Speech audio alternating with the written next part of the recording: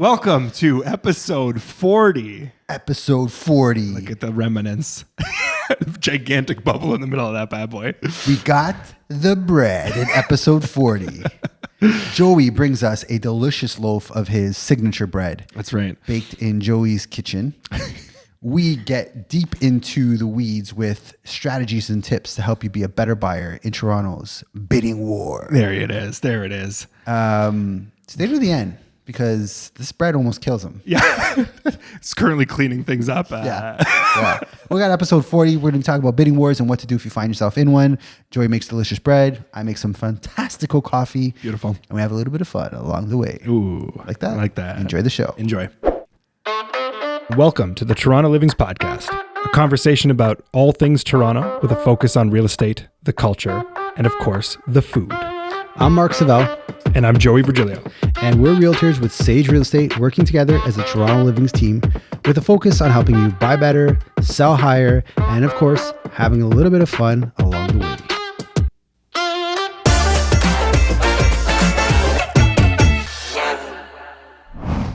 Senior Mark.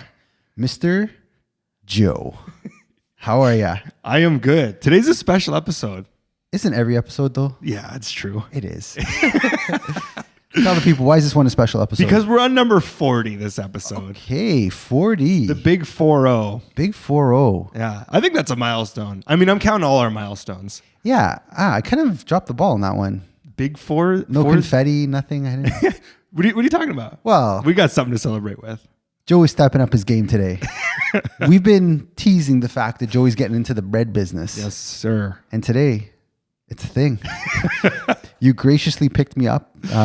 Former guest of the show, Adriana S., my wife. She needs to go to Metro to get a deal on lamb today. Lamb's on special. Yep. Oh, actually, I think it's black cod.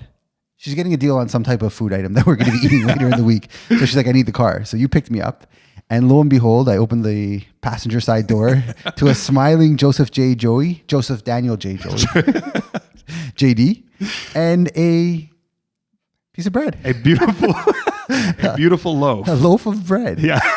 So tell the people about this loaf, would you? So I will start by saying this is going to be, we're going to do another version of this. Okay. Because I'm currently working on a new starter. I've restarted my starter. Okay. When Chris was on, our previous guest, we were talking about starters, and I had just learned about starters before that day. Okay. It takes about 7 to 10 days, sometimes 14 days, depending on how long it takes to get your starter to actually work. Wow. So I had thrown my old one out because I did it all wrong, and I'm starting a fresh one. Okay.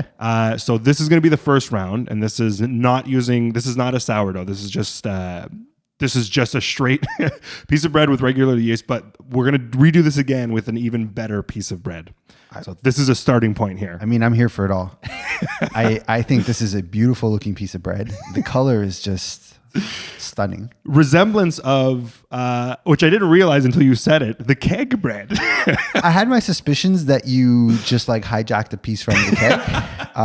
However, I will say this did come remarkably hot. So if you were pulling off a heist at 9 a.m. at the keg, kudos to you. I will say it crossed my mind once or twice to just pick up a piece of bread on the way. Is this Cobb's? Claim it out. Is this Cobb's bread? Well, excited. Yeah. I should let the people know that this episode is not about purely bread. No. It's about a little bit more. But we're going to get into today. We're actually going to talk about bidding wars. We are. Because they're back. They're back. Who saw that coming? Nobody. Yeah. Yeah. This is a weird one, and there's some news headlines that have been circling for the last little bit.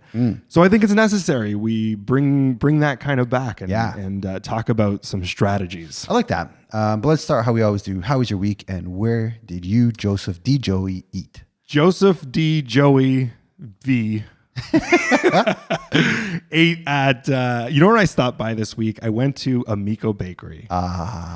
I was craving a chicken cutlet sandwich so badly. Yeah. And I was like, I need a good bakery in the area that will just do all the frying for me so I can just pick it up. And I stopped by there and I got a family pack of breaded chicken. Okay. Yeah. I feel like you didn't share this with your family. No. Actually, with anybody. This is Joey's internal family. This is the family that lives inside of my stomach. Yes. Funny you should say that. I don't know if you caught when UFC was in town last week. Dana White got a bomba, the chocolate-filled donuts. no way. From Amico Chef. Yeah. From Amico? And he shouted them out. Get out of here. Yeah. I was like, whoa, that's Amico Chef. And he loved it. He said it was a really good bomba, which they do make. They really good do bombas. bombas really well. Yeah. Yeah. And funny you talked about the chicken. So I was there yesterday Yeah. because my diet is over. So I'm back on the coffee, back on the bean, got that good stuff in me. And we decided to go to Amico Chef for a coffee. And the girl was like, oh, we're opening up a chicken and beer place. Yes. At the rear. She mentioned that to me too. Yeah. Chicken and beer. Kind of. It's like chicken. Is it beer batter? Kind of. Okay. Okay, so lost in translation. We were kind of going back and forth between English and Italian. It's a beer can with a chicken or a chicken stuffed in a beer can. Oh. Yeah. Oh. Yeah. Okay, that's not where I expected that. You ever to seen go. that before? No. Oh, my dad used to do it. You take a beer can, you put a chicken on top of it, and it kind of like enhances it. Oh, Yeah. no, I didn't know that. Yeah. Oh, I love that though. Yeah, chicken and bee. It's opening up. They said mid-February, a couple weeks out. The sign's already up. Yeah, sign's up. They were getting the fridges in there yesterday, so we're gonna try that out. Yeah, 100%. We love chicken and we like beer, couldn't have summed it up better. right? No, that's awesome. So shout out Amico Chef. Yeah. And the chicken, by the way, was incredible. Oh, they're so good there. Yeah. Yeah, everything's spot on.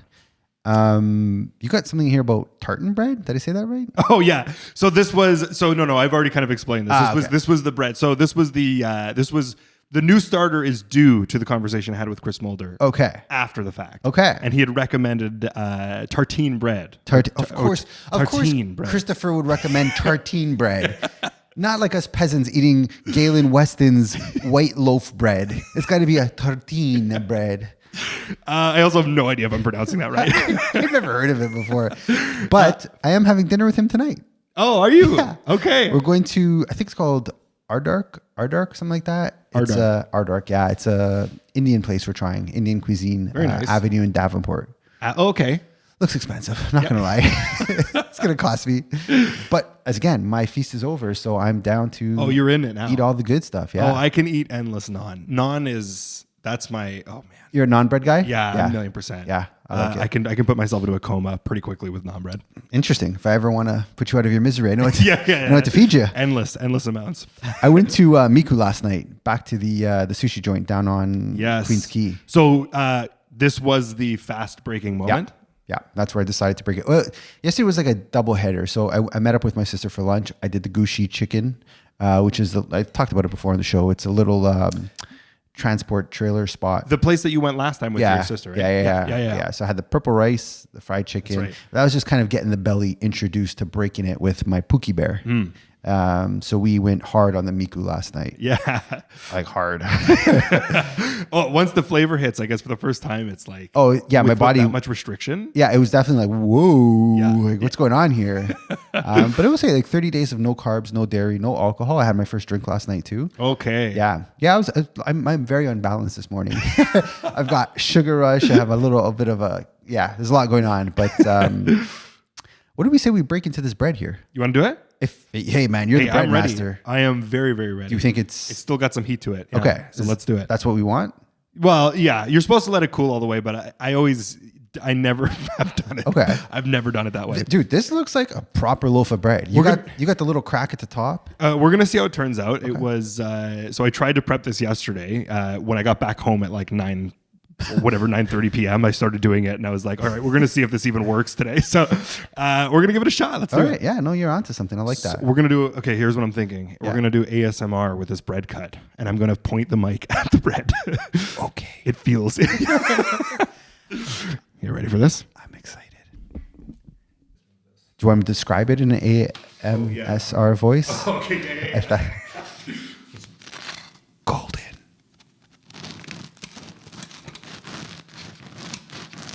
Fresh. Fluffy. Tantalizing. Bread. All right, let's do the reveal. Oh my own. Not bad. Dude, that is a proper loaf of bread. Not bad. I'll Man. take it for a 9 p.m. Joey the Swan who? This is Joey the bread maker. All right, so I'll do some cuts here so we can get some slices going. My goodness. For the viewers at home, tune in on YouTube, Spotify, wherever you get your video services. You made a work of art, my friend. I appreciate that. I'm thoroughly impressed right now. I'm not even like, I don't even want to do ASMR. I want to scream it from the mountains. I want to blow up a confetti cannon for you. Do we have a special name for this? And we're going to call this... I got one. Okay. The Swan Loaf. Oh, okay, the Swan Loaf. Swan Loaf. We'll kick this one off as the All Swan right, Loaf. salute. Salute. Cheers. Cheers. Joseph J. We're going to do this as a round 2. This was a last second loaf that I honestly am surprised it even rose. I am thoroughly impressed. We are talking with a lot of food in our mouth, and I'm okay with that. This is a fantastic loaf of bread. I appreciate it. All right, Swan Loaf number 1. Swan Loaf 1, man. If the market tanks, we got a business here, buddy. Which maybe we should get into news you can use. I think it's about time. You want to do it with some bread in our mouth? Yeah, all right, why not? All right. What's your sound going to be? News. You can use. Ba-ba-bum, ba-ba-bum. I'll take that. This is the most sloppiest episode. Episode 40. The sloppy episode. We're going for it. All right, with bread in mouth, I'm going to try to finish eating this before I start speaking. I wanted to talk about the 4D chess that have recently been played that I thought would have been more aggressive than it did. So Olivia Chow's property tax suggestion came out on February 1st, as expected. And the number that she came out with to raise property taxes by was not 6 or 7%, but actually ended up being 9.5%. Technically 8%. Technically. But there's a big portion that's going towards the city levy fund. And let's kind of take a step back. So where we're at in the process is the budget is not finalized yet. She has given her input on Feb 1st. And as kind of expected, she did scale back the original 10.5/9. She's now at 8/9.5, which is still a hefty amount. People are still going to lose it. BlogTO is still going to write articles. All that good stuff is still going to happen. And interesting, she didn't give in to the police board's request for more money. She held off on that. So Really? Okay. yeah, she still gave him an increase. She still gave him money, just not $20 million less than what they were hoping for. Right. Gotcha. So we're going to see how that plays out because the final decision will come around the 14th when council is going to meet to vote on this budget. Yes. Yeah, that's where we're going to see the final number. And there's... thank you. Sorry, I'm just giving Joseph some coffee. Let's do a little quick cheers here. A little salute. Wash that delicious bread down. Yeah. Here we go. Look at us. So Italian. Madonna. There we go. I feel like Wolf of Wall Street right now. Yeah. I'm not going to leave. You got sugar and coffee in your veins at this Buddy, point. I feel the greatest I felt in so long with this coffee in me. I don't even care that I'm paying more property tax. How about that? Sorry, did we talk about the fact that the 16.5% increase is still on the table? So that's the one piece that I think the Trudeau government's going to drop, or the Liberal government's going to drop a big bomb in the next 2 weeks. Yeah. I think they're going to come to the rescue in a lot of ways because what the Ontario government did, our friend Douglas Ford, they decided to step up and help support the World Cup. Yes, I saw this. Yeah, so this is all going to tie in. I know I'm going on a little bit of a tangent here, but the cost of the World Cup for, I think it's like 5 games, it's $300 million. We're talking $60 million a game. That's insanity. I don't know. That's insanity. Don't tell me we don't have money when we're spending $60 on a soccer game. Sorry, it's hard to stomach that when we're talking about deficits and trying to bring ourselves back on our feet. Right. So thankfully, the Ontario government has said we're going to cover about $97 million of that. Yeah. Conditional upon the federal government, so Trudeau's government, matching that. Right. To which they've already put in $100 million. So it's going to look like, if this all goes according to plan, that $200 million will come from the federal, $100 from provincial, and $0 from us. Gotcha. Which I like. Which is nice. Yeah. Let's hope this all comes to fruition. Yeah, I don't think it should just fall solely on the municipality. I think it should be split amongst. We should pay a little bit. I'm down for a little bit. The article that I read sounded like it sounded promising. This whole thing sounds promising. It's all contingent on the federal government agreeing to match the provincial government. Right. And so what I think is going to happen in the next 2 weeks is the provincial government's or the federal Trudeau is going to come in and basically say, okay, we're going to give you your 250 million to not have you add that 6.5. Right. And we're also going to match and cover the World Cup for you. And then try to get reelected on that, which probably won't work. But hey, we're not paying. I'm happy. Yeah. Yeah, I'll take that. I'll take that win. Play that 4D chess all day. Yeah. Yeah, and then sorry, that was my main main note that I had for news. That's too bad because I just took a big mouth of bread. Thought you were going to go on for a bit more, but I see you had another one. So I do. Yeah. Groundhog Day. Do you recognize Groundhog Day? Yeah, of course I do. Okay. I don't. I think it's the stupidest thing ever, but Yeah, it's very real. I'm all for tradition, I guess. Our friend, guys, see if we can get this guy on the show. Wyerton Willie. Wyerty Willie. Wyerton Let's Willie. see if we can get him on the show. Yeah. See if we get Wyerton on. Him, and I'm going to butcher this name, Shubakati Sam from Nova Scotia. I was reading that name and I was like, I'm not even going to. Oh, it's getting worse. Don't worry. It's getting worse. Then we have Fred Lamamorte from Quebec. Okay. Probably butchered that too. They all predicted a early spring. Now our neighbor in the south, and this is where I'm really going to get it wrong, Punxsutawney Phil. He was actually the one featured in Groundhog Day. Oh, no way. Apparently, I was too young to watch that show. They all predicted an early spring. Well, However, oh boy. Oh boy. Lucy the lobster from Nova Scotia, she says more winter. So take it for what it is. We have a bit of a unanimous decision with all groundhogs. If this was a vote amongst groundhogs, It would be unanimous. Yeah. But when you throw Lucy the lobster in, kind of throws it for a loop. I also want to shout out a few of the other groundhogs, I guess we can call them. yeah. Manitoba Merv. It's a puppet cover. It's basically a golf sleeve. It's not even a real thing. And then we have Balzac Billy, who's a person that dresses as a groundhog. That he does his own Groundhog Day? I guess his LinkedIn is like professional groundhog. Just walks around and like, I saw my shadow or I didn't, and here's what to expect. Yeah. So, I mean, there's plenty of options if this real estate thing doesn't work. You could join Balzac Billy in the streets of That is Baltimore. absolutely a man we need on the show. Balzac Billy? Yeah, well, we're going to save him for Psycho Mike. When we get Psycho Mike on here, we need Balzac Billy. Maybe we'll do a cage match. Do a little, Yeah. Hell in the Cell. Oh my God. I love that. I've never eaten this much bread before at 11 a.m. in my life. Okay. I'm glad you like it. I do. I was debating bringing butter. I should have brought butter for a little extra pizzazz with Yeah. it. A little salt, I like salt.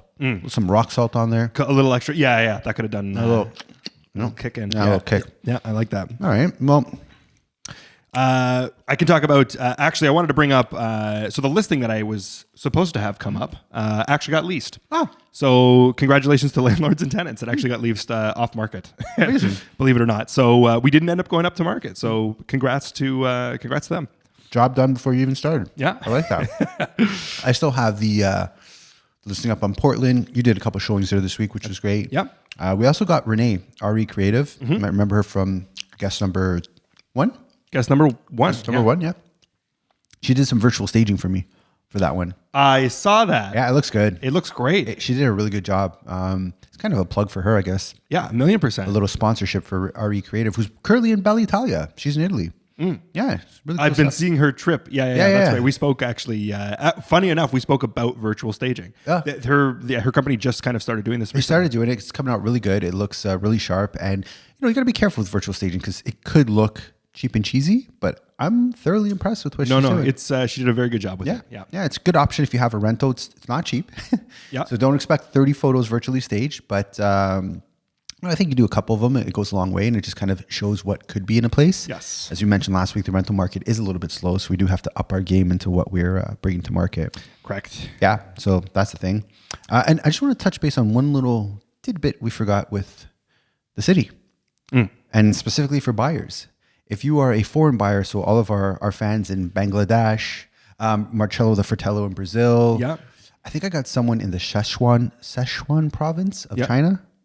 I checked the Google Analytics. Oh, okay. Yeah. We have some people from Mongolia. Yep. I don't know what the heck they are listening to. Maybe it's the bread. But if you're thinking of buying in Toronto specifically, council is looking like they're going to be introducing a 10% foreign buyer tax. This is insane. I don't know. I'm on the fence with it. I've been very supportive of all moves so far. I'm actually not in support of this one. So here's the weird thing about it. So for those that don't know, there's already a provincial, it's called a non-resident speculation tax. This already exists, and it's existed since 2017. It came into play, and it started as 15%. So according to the purchase price, you'll be charged an extra 15%. That got raised twice in a very quick span. So in 2022, it got raised to 20%, and then I think in 2022 again, if I'm not mistaken, it went up to 25%. So now, if you buy in Toronto, on top of that, you're going to get hit twice. Well, the only thing is they want this to start when that expires. So that was a temporary one. Yeah, I dig deep on that one. Okay. Just want to add to that. But I don't know how effective this foreign tax is. Like, I need to see some data. We do quite a bit of deals. I see very few foreigners actually purchasing. Maybe they don't look quote unquote Canadian, but they're not foreigners. They're still citizens. And that's a big beef I have. Like, they're like, oh, the Chinese, the this, the that are buying. Yeah, but who's to say they're not a citizen? What makes them a foreigner? Yeah, it's also true. And it's like, how many are actually, what's this actually impacting in terms of numbers? I don't know. I got to see the data. Also, because I'm sure if you are a foreign buyer, like, there are workarounds that you can figure out, right? Maybe if you have somebody who you know who's got a PR in Canada that you can, you know what I mean? There's probably workarounds that people have figured out. Yeah, the corps, you can have 51% in a corp, and there's a few. But my beef is, like, I think they're putting too much attention on something that's not really effective. Yeah. I would say the banks of mom and dad are more impactful on people buying properties than foreigners. I can see that. A lot of parents handing down money to their kids is what's driving a lot of these things from my experience. Yeah. It's not that damn foreigner. I don't see it. I don't know. Maybe I'm wrong, but I'm usually not. That's in my humble opinion, you know. No, I do agree with you, and I think it's one of those things where, once again, it looks good. This is a politics move. I think this has always been a politics move. Yeah. It started with the federal level, like, so it was even the way that it was all positioned. It was like federals were like, we're going to do a foreign buyer ban. Yeah. But that was right after the foreign buyer tax. So the provincial level did a foreign buyer tax, and then the federal level did a foreign buyer ban. But then the federal level opened up the foreign buyer ban. There's so many. It's all they're nice news headlines. I think that's the unfortunate reality of what it is. It's like politicians in the forest trying to catch butterflies. I don't know what the analogy means, but they're just like wasting time. Like, what are you guys doing? Yeah. There's bigger things to be working on than, I don't know. I just don't see a lot of foreigners buying, at least in my business and the listings that I represent. I don't think I've ever had a foreigner in 17 years. Like, maybe one I could think of, but not enough where it's like making the unaffordability a problem here. No, because we're still having an issue. And actually, I dealt with one recently where a potential purchase got stopped because of the tax. Oh, so you had one? So I've had one, yeah. Okay. I've had one that just got halted, and it was like, we still have a housing issue. So you know, I don't know. Whatever it's doing, it's maybe it's a plus one, but I don't think it's doing enough. Yeah. All right. Well, I'm good with that. Yeah.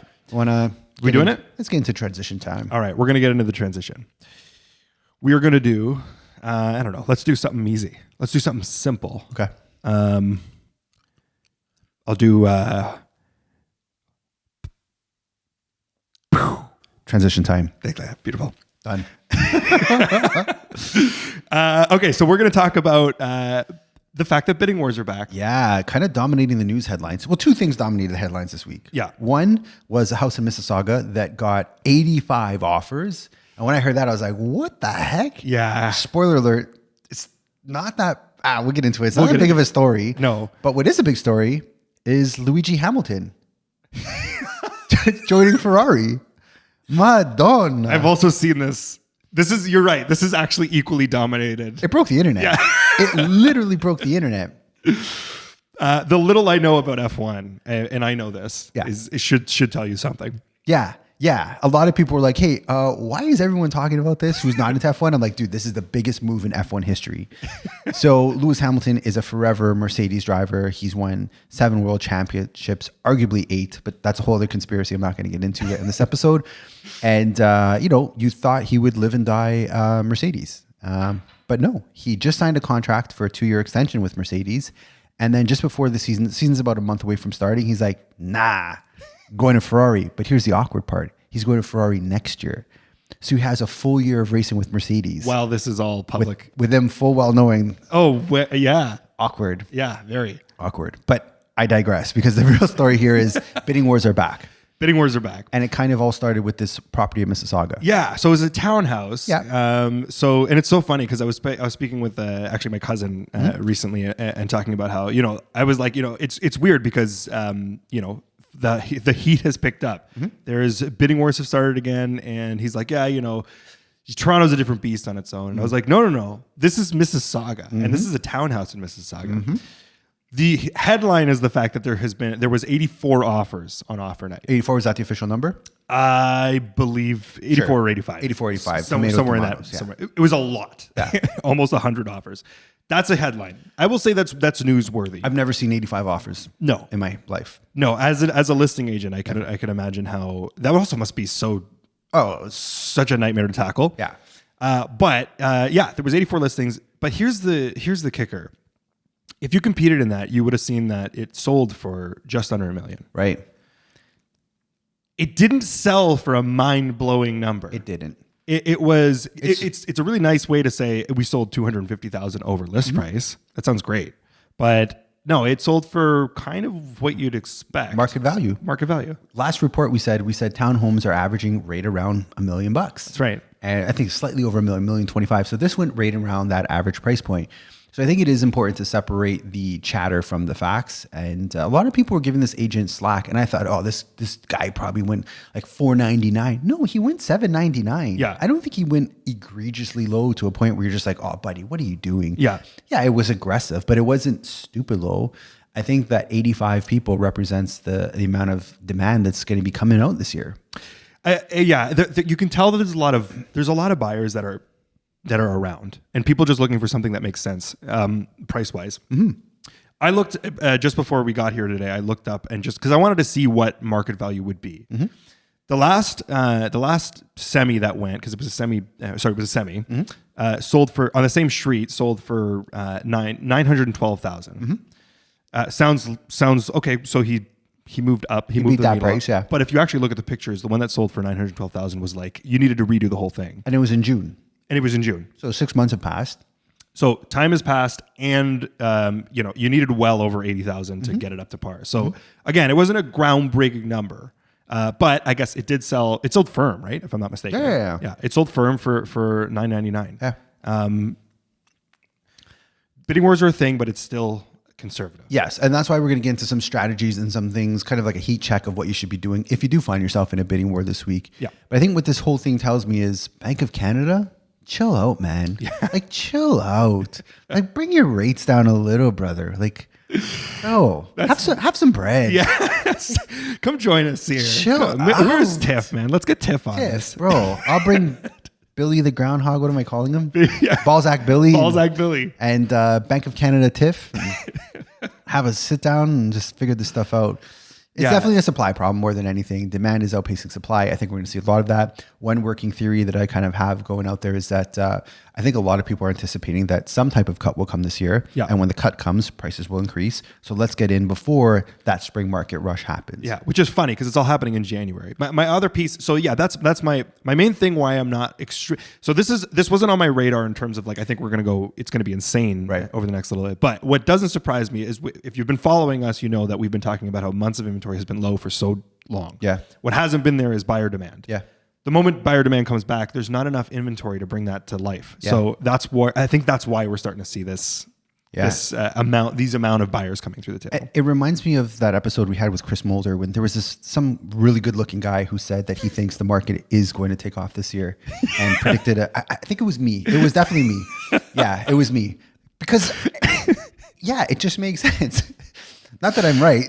Yeah, memory is yeah. You guys got that memory, man. Yeah. No, I thought from like the end of last year, I think this year is going to be a bit of a surprising takeoff. Yeah. No, Hey. I like it. Yeah. Well, it is what's happening. So without further ado, let's get into What to do if you find yourself in a bidding war. If you find a property and it's the one. Yeah. And you were like, you know what? I do want to compete on this. This is something that I don't want to lose out on. I'm loving this bread. Sorry. No, that's totally. I take it as a compliment. So we wanted to get some tips that basically that help you out in this scenario. Yeah. And let's start by saying every situation is unique. Think of what we're about to tell you is this is the toolbox. Sometimes you need a screwdriver. Sometimes you need a hammer. Yeah. Sometimes you need vice grips.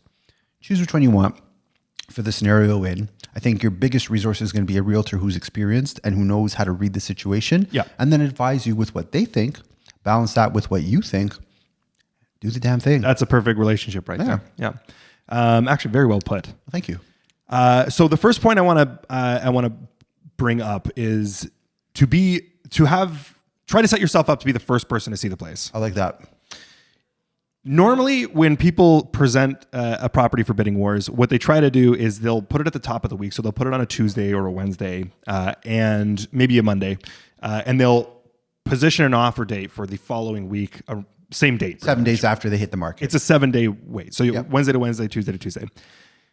If you can try to schedule yourself, if you're determined to buy it, if you can try to schedule your life to work around setting up showings for Tuesdays and Wednesdays earlier in the weeks. Yep. Because you're going to know that the best properties likely are going to show up around that time. You can be the first one in to see it and have the full 7 days to make your decisions. And there's so many benefits that come with it, but you want to be the first one in the door, or an attempt anyways. Yeah. Time is of the essence. Time's of the essence. The sooner you get in, the more time you have to figure out all the mechanics and structure your offer, check out if there's any red flags you need to be aware of, do any kind of maintenance issues. And as simple as like a second visit. Like to be able to look at it for the amount of showings when heat was at its peak, the amount of showings I had they happened on a Friday. You'd see it for 5-10 minutes before the next group came through. Yep. And you just had to make a decision. Yep. Right. And it was sometimes there's a bully offer that came through. Yeah. And it kind of threw up your whole weekend. Was like, oh, I had time to think about it. Now I don't. So get in early. You can take that second visit. You can maybe bring somebody that you didn't, you wanted to see the place as well. Anything along those lines. I'm a big believer of just going at different times of the day. A lot of times our first showings are in the evening, but you do want to go during the day. If the property's near a school, what's the sound like? Yep. If you're on a semi-main street, what's the traffic situation like? You're making a very big decision. Yep. You should see it during different times, and getting out there first and early really helps. Yeah, absolutely. The other another piece I'll bring up is if you see it early enough, you could actually be the person to potentially present a bully offer. Yep. Huge benefit. You can throw half the competition away by throwing them off for a loop. Yeah. Because you came in a bit early and you made an enticing enough offer that the sellers are going to toy with it. Yeah. Pick yours instead of waiting the 7 days. Yeah. So time is everything. And working with a realtor who's flexible and available to get you in early is very important. Yes. When I was a solo agent, it was tough. It was tough to balance everyone's expectations, especially in some of those hot markets. Yes. Now that there's two of us, we do have that flexibility to kind of command and conquer and split our times apart. So Very true. Working with a group or a team of people who are able to facilitate that is going to be it's like you can have your great grandfather's screwdriver that's kind of been a little bit banged up, or you could have a fresh, strong, beautiful swan and shark screwdriver that's coated in titanium. I'm hearing a brand coming up soon. Oh gosh. All right. Conditions. Let's talk about that for a bit, because that to me, do you mind if I rant on this one for a little go bit? for it. Yeah, conditions for me is my biggest sticking point with the buyer experience. Yeah. I'm a big believer in minimizing surprises. I don't like when my buyers are forced to learn something the hard way. Yeah. So what I learned very on in my career is to try and be transparent about all the potentials that can arise. Right. And the conditions you're going to face in a house is pretty much a home inspection and financing. So very simple. Before we look at any homes, we really start by getting pre-approved. We know what the numbers are. We both give them a super long breakdown. It's got all the cost expenses from land transfer tax to your monthlies to your closing costs. We want you to know everything. Yeah. So going into something, what to expect to bring to the table. So once you have the financing side put, that's about, I would say 70% of the work put aside, that you now have the confidence to know what you could afford, what your top of budget is, and what that looks like every month. And that's a big piece of the puzzle that you need filled before you even dream of looking at a place. The second thing is home inspection. Now in hot markets, a lot of listing agents will prepare their own home inspections. It's up to the buyer if they want to trust that. But a little known fact that not everyone may know is you can still have your own home inspection. And this ties neatly with what you said about the getting in there early. Because if you are one of the first, if you should see the property one of the first 2 days, you do have the ability to say, hey, I want to do my own home inspection. Not all listing agents will allow you to do it, but ask the question. It's worth it. Have your agent ask the question. At least you have your own set of eyes and your own person through it, plus 3 hours of the very intimate time in the house. So if you really, really love the home, you might want to strongly consider doing that. It will cost you in this market anywhere from $600 to $800 for a reputable home inspector, but money well spent. But yeah, that's exactly it. It's that $600, $800 could save you like thousands, potentially, or thousands of dollars worth of issues you might find later. Absolutely. And what we're trying to do is we're trying to make your offer as clean and as strong as possible. So with no conditions, that's going to really look good in the seller's eyes. But at the same time, you're not going in blind. You do have the confidence that I've spoken to my mortgage broker. I know what I could afford, and I know this house is a good, solid home because I've had a proper inspector going through it. Yeah, that's perfectly put. Because it's a really tough conversation when you have to say, we have to, in order for you to be a part of the competition, to be competitive. You have to be with no conditions. To be condition free. So if you can, and I wouldn't advise doing it unless you've taken the necessary steps. The preventative steps to make sure you're not making a rash decision without covering your bases. I would say we're more of a cautious type of realtor. Like we're not the type to be like, who cares? Just go in for it. We're more like, I'd rather you lose 3 and get one you're really, really confident in than kind of just wasting your money on something and then gambling that there is not going to be a problem. Very true. And like, let's also take into account that, the housing stock in Toronto is on average 50 to 75 years old. So most homes are going to have something. There's something in them. Anything built before the 50s is going to be a block construction. So you're probably going to have foundation issues or water issues if it's not been waterproofed. And that in itself can be 50 to 100K to fix, to remedy. So, we're talking big numbers here. So going in condition free is something we often advise, but doing it right is something we don't bend on. Like we want to make sure you're very comfortable and confident with what you're getting into. Yeah, a million percent. I think, So this kind of ties in together. So, your first thought is I am going to be buying in the next little bit. Second thought should be, I'm going to get my finances in order. First and foremost. Second thing is I'm going to start scheduling myself to be able to see properties Tuesday, Wednesday, Monday, somewhere around that time, and be ready throughout the week to get due diligence done so that when offer day comes, I'm able to really take a good stab at it and know exactly where I sit, know what expenses are going to be coming up and what I'm willing to do. I look as strong as possible going into it. I'm also wearing my Rocky shirt today. I noticed that, actually. I'm feeling strong like Rocky. R.I.P. Creed. Creed. His nemesis, he died yesterday. Oh. Creed died. I didn't know that. Yeah. Is that why you're wearing the Rocky shirt today? Okay. I woke up with carbs in me. I just felt strong. I felt, I'm back on the coffee. I felt like the Italian stallion. Creed died. He was also Pappy in Happy Gilmore. That's Creed? That's Creed. I know. That's mind blown. Yeah. So if you want to feel strong like Rocky, listen to these points because this is what's going to jack you up. And I just want to add a little side point because we're all talking about like accessibility and moving fast in a fluid situation. The relationship you have with your mortgage broker or your bank is so crucially important. I prefer brokers over banks because they're a little bit more flexible. They're more available. And when I bought my loft, I had to go over my budget that I was pre-approved for and what I was comfortable paying. And having my broker on speed dial, I use Christopher Mulder, was a huge benefit because I was able to call him up on the spot and say, hey, I have to go to this number. Can you make this happen? He was able to very quickly whip out his laptop, pull it up and say, you're good. You can do it. That's so crucial. Because if you work with a bank, I'm not saying they're all like this, but most bankers work 9 to 5.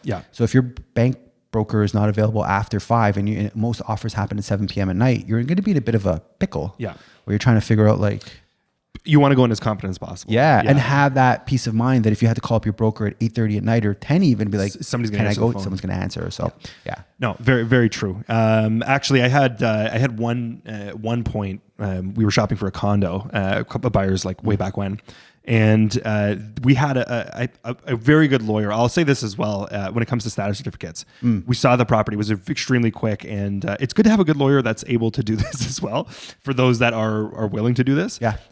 But he had, at one point, we sent him a status certificate, and he literally was driving. He pulled over to the side of the road in order to inspect it extremely quickly to say give us the green light. Yeah. Because we had a couple hours to make a decision after we seen it. Yeah. And it went a long way. Yeah, no, that's a really good point. The condo market isn't incredibly hot at the moment. No, but it'll get there. Yeah, I was gonna say it's not as relevant right now. It's in the freehold homes. Yeah, we're talking more about detached and semis and all that fun stuff. But good point. And just having a team around you that's highly flexible is, I think, what we're trying to say here. Exactly. Yeah. Make sure you got your people lined up and ready to go. Should we talk about deposit? Yeah, that's a little sneaky one that goes a long way. Yeah, it's funny because I didn't used to advise people to do this until we started working together. And then I realized how much of a difference that actually makes. It does. So what we're talking about is when you submit an offer, you usually have to have 5% ready to go. A deposit of 5%. Minimum, yeah, deposit of 5% ready to go.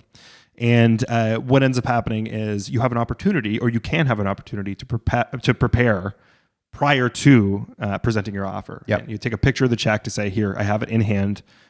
So if you do accept, we're ready to go. Yeah. That is a massive confidence boost in the eyes of a seller. Yes. So when I'm representing a seller and I'm reviewing 10 offers, I automatically put more weight to those who are prepared with a deposit check, because it shows, wow, they went to the bank, they pulled out $100K on your property, like ready to go on your property. They are very committed and serious about it. Yeah. Here's where it can get a little sticky. If you don't do this, you technically have 24 hours to deliver the deposit. And more often than not, when someone has a night to overthink their decision, they might get cold feet in the morning. Yep. And they can't technically use it, but I've seen it been used.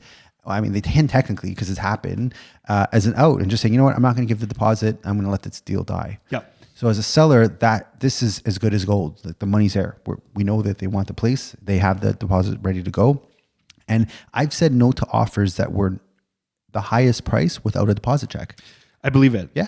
I believe it. It just, the amount of confidence it brings to a seller is crazy. I actually, one of the purchases that we had won in the heat of it was because I was sitting outside. It was an offer presentation night, and I was sitting outside of the house with check in hand, and we went through the whole offer process. And it was, I think it ended up being 10 or 12 offers that we were competing with, and the ones that didn't have a deposit in hand were discarded. Yeah, right off the hop. Yeah.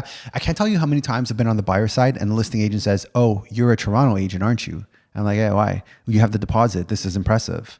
And I'm like, "Oh, this is just the way we do it." There's no doubt. If my client's not prepared to get the deposit check, how serious are they even? Right. And we have to have a conversation about, like, it's fine if you don't really love the house, but you have to really love it if we're going to do this. I don't want you to be lukewarm about it. You know, it's got to be a 9 out of 10 for you, not a 6.5. Yes.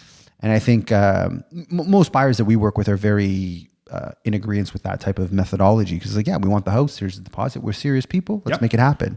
Yeah, I like that. So definitely it goes a long way. So it costs what? It's like $10, $9. Okay. I'll give you a little pro tip, a little Mark the Shark pro tip. Oh, let's hear it. If you go into your bank and you're like, I need a bank draft. The first question they're going to say to you is, "Are you buying a house?"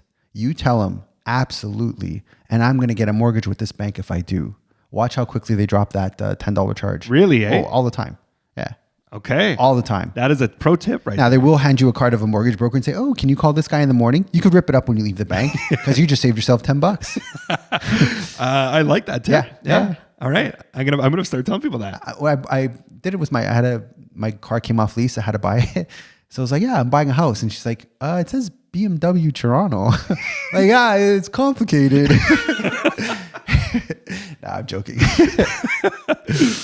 All right. So I'm going to do a deposit continued. Yeah, sure. And this is just a little small note. So typically when you do submit the deposit, 5% is kind of standard. Yeah. But a bigger deposit goes a longer way. It does. Yeah. We see 10% down. It's like, okay, these people are very serious about it. Yes. Yeah. That's a lot more on the line for the buyer if things trip up during the process, and they will, more incentive for a buyer not to back out of a deal. Yeah. So the more you can offer, the more good intention it shows. Right. Just a quick little tidbit. Yeah, that's good. Let's go to another one where it's kind of like, the common theme here is we're not talking about price at all. These are all things nothing to do with price. Something I forgot to mention about this. Yeah, it's okay. Yeah. That was the whole thing of this was that, these are ways that you can improve without improving just price. Yeah. Many All other elements that you can kind of, or levers you can pull and switch to kind of improve your chances. Yep. Yeah, I like that. So let's talk about love. Love. Love letters. It's February. It's the month of love. Yeah, it is actually. Yeah. Did you forget? Nope. You're getting Molly something, right? Oh, no. This, no. We've both agreed because we went all out at Christmas. Okay. That our Valentine's Day we are only allowed to give each other free gifts. Okay, I like that. Yeah. So it has to be handcrafted and you can't spend a dime on it. I mean, I don't want to give you any ideas, but this crusty golden bread, I think, would melt Molly's sweet heart. You know what you should do? You should shave Roger the cat. Oh, Yeah. I'll make her like a stuffed animal. I'll make her a stuffed animal. Oh, I went in a whole different. No, just shave the cat. You don't have to make an I animal. was going to make a stuffed Roger animal. You could do that if you like. Yeah, you could do that. Why not? Twist ties and I'll make like a balloon animal with hair. I see someone getting hurt. Either you or the cat. I get hurt every day by that cat. She posted a psychotic picture of the cat. Oh, yeah. We woke up to that in the morning. Yeah. With the curtain and it's just his eye peeking out. I messaged her. I'm like, psychotic Mike would poop his pantaloons if he saw that. Anyways, love letters. Love letters. Not to your significant others, but to the potential seller of the property. That's right. Yeah. Yeah. These actually go, listen, they take almost no effort to do. Mm-hmm. They cost nothing and they can go so far when you don't expect them to. Yeah. I will say it doesn't work for everybody. It's not a guarantee, but if you hit the right person with this type of situation, Yeah. it could put you over the edge. Yeah. I think elderly sellers, people who've had the homes for 40, 50 years, they care about the money, but they a lot of times care that the person buying it's going to carry on the tradition of the time they had in their home.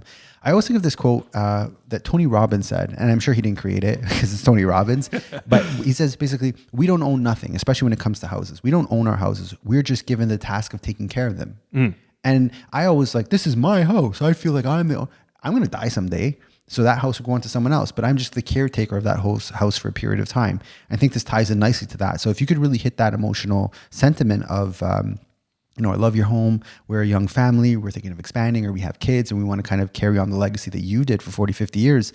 That does go a long way. Yeah.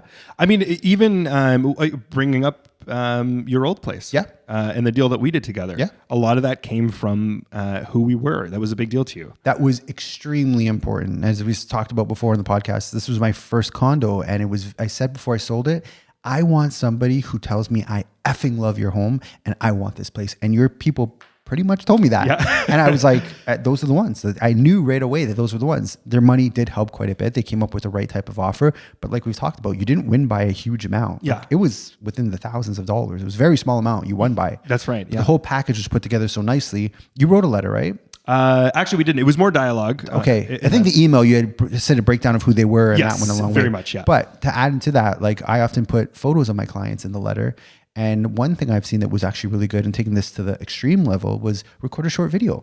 We all have smartphones, just put it together. That's a great idea. Yeah, just a quick like, hi, this is who we are. This is our kid. This is our dog. This is our plans of having whatever. That does help. Putting personality behind the paperwork. Absolutely. Yeah. It doesn't cost you a single thing, like your Valentine's Day gift. Yeah. I got to run that by Adriana S. See if I can get away with it. Yeah, you should give it a shot. It's not going to happen. I'll shoot her a message. Please, work your magic. All right, so let's go into closing. Yeah. Closing dates. Yeah, because everyone wants to know when they're going to get their money, and that's very important. Yeah. But flexible closing dates can helps. help a ton. Yeah. Yeah. If the seller hasn't purchased yet, like if they're selling first because they need to, then could be very, very beneficial to know that they have a little bit of flexibility on the closing. And you can add a clause in there that says, I'm okay if you extend a month or 2 months. Yeah. Keeps you not too stretched and allows them to actually have a little more comfortable search for the next property. And I think in this market where all indications are rates may come down, giving a longer closing is probably going to work out to your benefit as a buyer, because if you can get into a cheaper rate when rates do come down, that those extra few months just works for everybody, including yourself, for the first time in a long time. Usually you're just doing it to help the seller. Right. But in the climate we're in, it could actually help you as well. That's very true. Yeah. Very true. So flexibility. Yeah. Be open to that. If you can be. Yeah.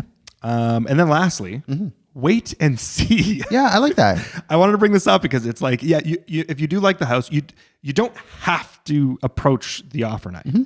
It's not a guarantee that the thing will sell. A seller is allowed to accept or deny any offer that comes through. So if there's 85 offers and they didn't have any that really struck home, they could have just said, go back. Yeah, Yeah. we'll just relist. And that's happened in the last 2 weeks. There was a property in Mississauga that I was looking at. 2 weeks ago, they had an offer night. 11 offers came in. None hit the number they were looking for. Right. It was a weird strategy. The next week, they tried again. Oh, okay. They got 4 offers. Still didn't get the number they were looking for. Okay. They relisted to the realistic price that they wanted. No, that's not true. They relisted to $1 million at this point. Okay. So I called her up. I'm like, what's your number? She's like, 1.2. I'm like, what? Okay.